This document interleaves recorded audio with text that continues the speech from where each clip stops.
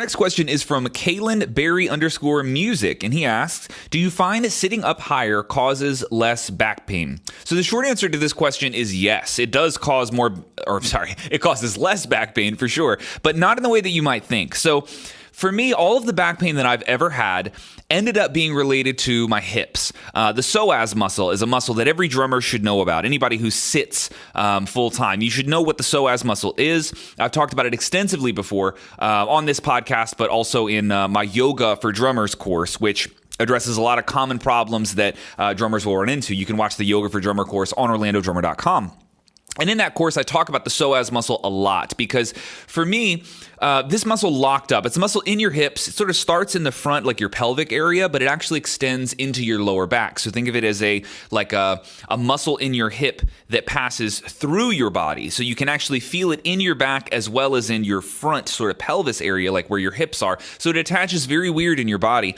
And if your psoas muscle is locked up, you don't necessarily feel it. People don't complain of having a sore or a tight psoas muscle necessarily. What ends up happening is that this muscle, which functions to stabilize a lot of your hips and low back, when it gets locked up, other muscles in your back will tense up in order to compensate for your psoas muscle. So for me, this translated to pain in the middle of my back.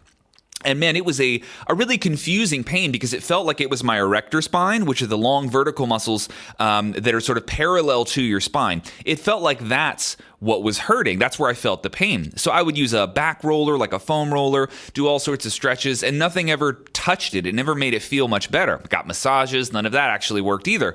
And it ended up being these very specific hip stretches, like lunges that I had to do to open up my psoas muscle. Now, I tell you all of that because it shows you how important it is that your psoas muscle stays loose. And one of the things for me that helps me keep that psoas muscle loose is staying in an active seating position. So what do I mean by active? Well, let's first start with something like posture. I'm sitting up straight right now, but I'm doing so by choice, right? Nobody has good posture on accident. I'm a firm believer that good posture is very much learned.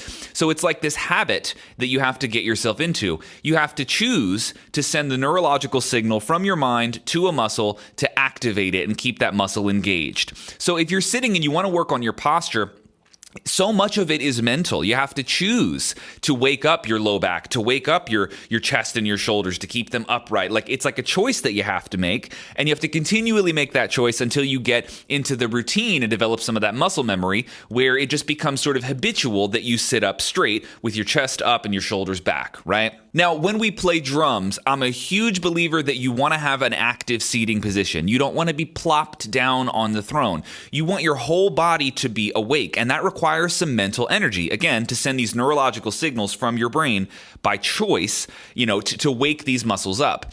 So what does this have to do with throne height?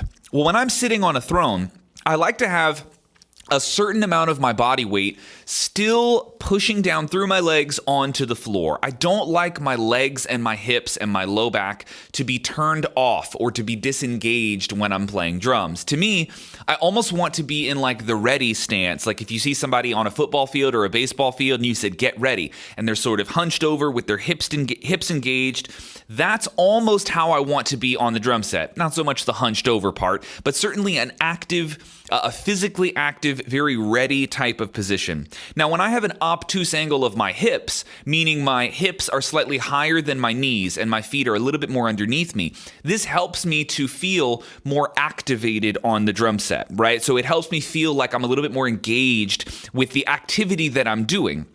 If I lower my throne, it feels like I'm stacked on top of the throne. It feels like the weight comes out of my legs, so I can feel my hamstrings turn off, and I feel a little bit more like my legs are floating. And that feeling of having my legs floating around underneath me, that is the feeling that I associate with a tight psoas muscle, because I'm not actively engaging all of these different, all this musculature in the lower portion of my body that is used to support me and to keep me upright. And so as I hit all the off switches on those muscles, begin to relax, stack up on top of the throne, and let my legs sort of melt underneath me, to me, this is the exact thing that locked up my psoas muscle and led to all of my back pain. So when I keep an obtuse angle on my hips, I keep my knees slightly lower than my hips. Let's just say my knees are like a little bit below my belt buckle, right? Think of it that way.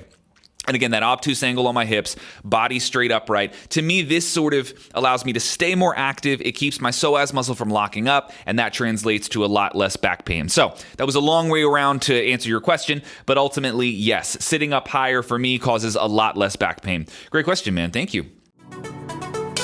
Thank you for watching this clip of the Orlando Drummer Podcast. I hope you enjoyed it. If you're looking for more content like this, including some of my master classes, lesson packs, interviews with other pro drummers, individual chops and grooves, drumless play-alongs, all sorts of stuff, you can find all of that at the link in the description on orlandodrummer.com. You can try it out for 7 days for free to see if you like it. I think you will.